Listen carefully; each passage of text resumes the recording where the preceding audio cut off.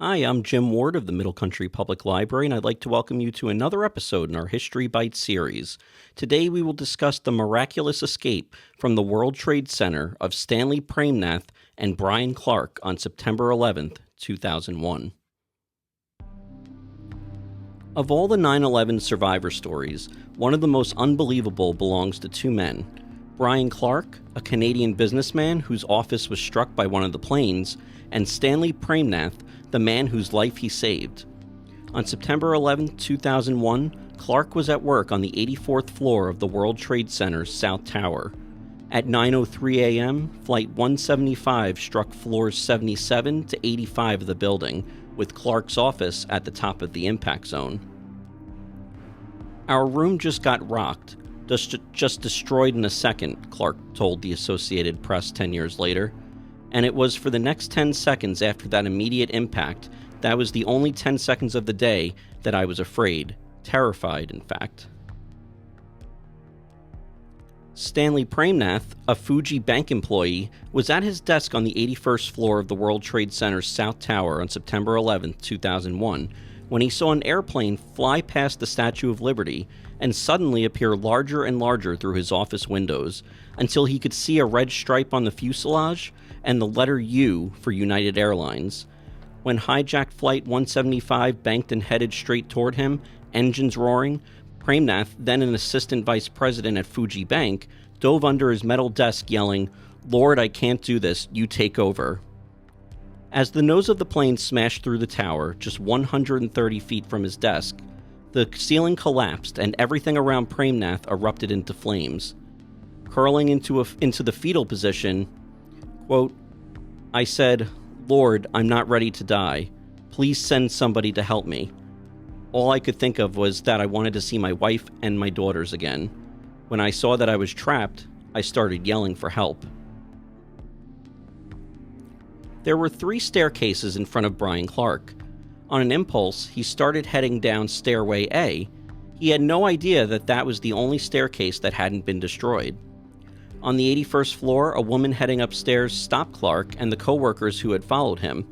She told them to turn back because she had seen fire and debris lower down. Her advice was to head to the roof, where she hoped a helicopter would rescue them.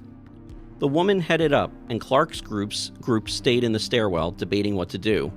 Then Clark heard a sound.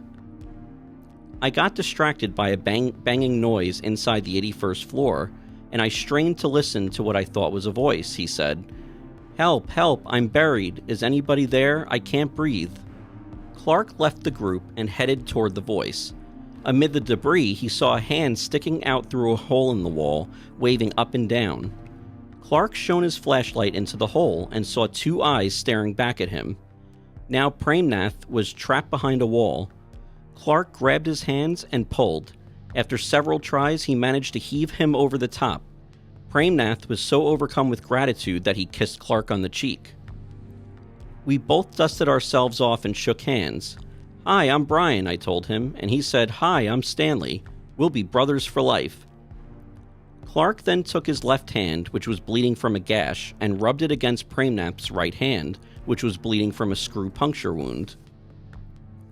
I told him I have no siblings and I'd be glad to be your blood brother, Clark recalls. Then we rubbed our 2 hands together. After that, Brian put his arm around my shoulder, says Praimnath, and he told me, "Come on, buddy, let's go home." The 2 men headed down 1,620 steps, with water gushing everywhere from broken pipes. Eventually, they encountered some smoking debris, but were able to move it aside. On the 44th floor, recalls Praimnath, "We came across a security guard who was caring for a man who had broken his back. The man couldn't be lifted, so this guy was staying with him until the end. He said, 'Please tell my wife and baby that I love them.' These people are the unsung heroes of 9/11, not me. These are the people who said, 'If I can't save you, I'm going to die with you.'" At 9:55 a.m., they finally reached the ground floor. As they left the building, a firefighter told them to run because debris was falling on the street. They followed his instructions. When they were a couple of blocks away, Praimnath looked behind them. He said, "You know, "I think that building could come down," Clark recalled, and I said, "There's no way, that's a steel structure." Before he could finish his sentence, the South Tower began collapsing. Though they didn't know it at the time, Clark and Praimnath had escaped just 4 minutes before the collapse. Of all the people on the floors above where Flight 175 crashed, only 4 survived. Clark and Praimnath are 2 of them. On the first anniversary of 9/11, Clark presented Praimnath with the flashlight he'd used to find him that day. It is now on display in the 9/11 Memorial Museum, along with Praimnath's dust-covered shoes that allowed him to run to safety. "I know without a doubt that Brian Clark is my guardian angel," says Praimnath, who now works for a different Japanese bank and was inspired by his experience to become an associate pastor at the Bethel Assembly of God Church in Queens. "I wouldn't be here if he hadn't stretched out his hand that day." Clark feels the same way. What if he hadn't heard Praimnath's cries for help and instead gone back upstairs with his colleagues? "Why am I here? What is the reason I was saved?" he says. "They're really unanswerable questions. After going through something like we did, all you can do is try to live your best life from day to day and move forward with gratitude." Thank you for joining us for today's episode. If you enjoyed it, click like, and if you watched on YouTube, hit subscribe.